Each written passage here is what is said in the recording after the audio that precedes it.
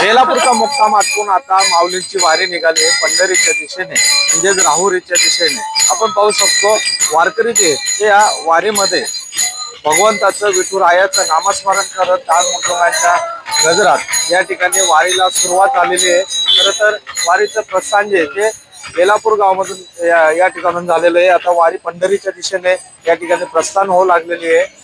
भजन कीर्तन व अभंग म्हणत महिला वारकरी ते डोक्यावरती तुळस घेत आपल्या वारीला या ठिकाणी सुरुवात केलेली आहे। खरं तर मोठ्या संख्येने महिला या वारीमध्ये सहभागी झालेल्या आहेत।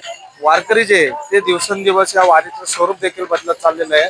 वारीतली संख्या जी बदलत चाललेली आहे। अशा पद्धतीने डोक्यावर तुळस घेऊन वारी जी ती या ठिकाणी सुरू झाली आहे। माऊली काय सांगाल, डोक्यावर तुळस घेऊन चाललेले आहे, डोक्यावर तुळस घेऊन जाण्याचं काय महत्व आहे? डोक्यावर तुळस घेऊन जाण्यात महत्व ना, विठ्ठलाला तुळस प्रिय होती, त्याच्यामुळे आम्ही डोक्यावर तुळस घेऊन विठ्ठलाला भेटायला जातो।